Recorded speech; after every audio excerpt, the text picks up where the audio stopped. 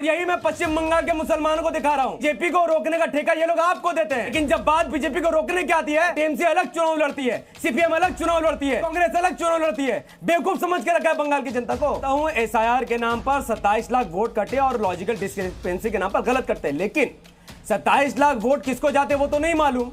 ममता बनर्जी और मोदी जी के वोट में करीबन 32 लाख का फर्क है और सीपीएम और कांग्रेस ने 47 लाख वोट काटे हैं। तो फिर क्या आप अपने खुद को दोष दे रहे हैं बंगाल में? संविधान विशेषज्ञ हैं, ऐसे इतिहास में कभी हुआ है कि जो पार्टी हार गई है और मुख्यमंत्री उसकी एट प्रेजेंट कह रही है कि साहब मैं इस्तीफा नहीं दूंगी, पहले मुझे हार का सबूत दो? अतुष जी देखिए, पश्चिम बंगाल में लोकतंत्र है और लोकतंत्र में जनता जनार्दन होती है। मैं समझ नहीं पा रहा हूं कि अगर जनता ने किसी को मैंडेट दिया है सरकार बनाने के लिए, उसका इतना विरोध क्यों हो रहा है और ममता बनर्जी जी रिजाइन क्यों नहीं कर रही है। और राहुल गांधी जी और ममता बनर्जी जो लूटपाट, वोट चोरी, इन सब चीज़ों की जो बात कर रहे हैं, ये पश्चिम बंगाल की जनता का अपमान है। मैं खुद एमआईएम पार्टी से आता हूं, लेकिन लोकतंत्र से बड़ी पार्टी नहीं होती है, लोकतंत्र से बड़ी विचारधारा कुछ नहीं होती है। पश्चिम बंगाल में अगर 2,92,00,000 लोगों ने भारतीय जनता पार्टी को वोट दिया है तो वोट दिया है, आपको उसको स्वीकार करना ही पड़ेगा। आप उसका बहुत ज्यादा विरोध नहीं कर सकते हैं। विरोध करना तो इलेक्शन से पहले करना चाहिए। एक बात प्रॉब्लम है सर, और 30 लाख मुसलमानों का नाम नहीं है। एसआईआर में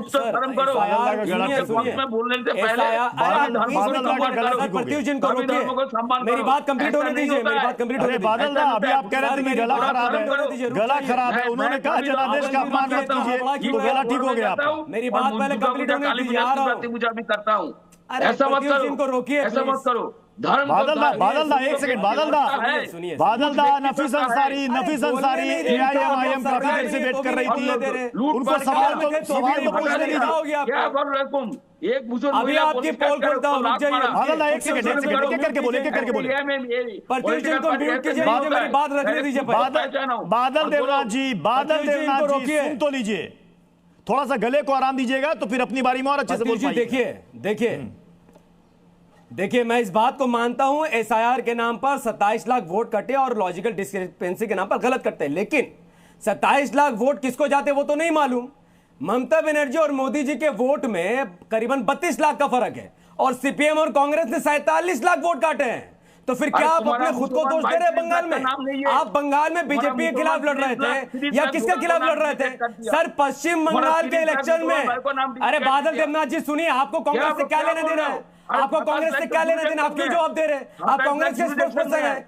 पश्चिम बंगाल में टीएमसी कांग्रेस मिलकर चुनाव नहीं लड़ी क्योंकि इनको बीजेपी को रोकना नहीं था। और यही मैं पश्चिम बंगाल के मुसलमानों को दिखा रहा हूं।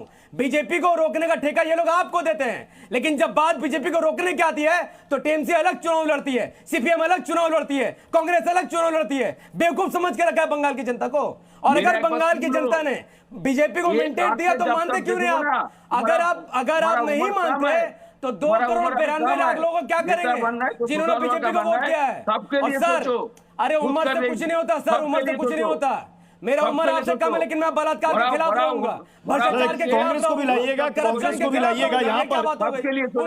अबू शर्मा जी रिक्वेस्ट कर रहे हैं सर, बंगाल में बीजेपी की सत्ता आई है, मिलकर